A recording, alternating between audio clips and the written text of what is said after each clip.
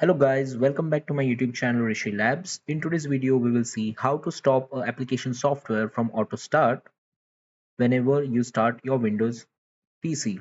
Okay, so let's get started. This you need to click on this search and type start. You will get this option startup apps. Select.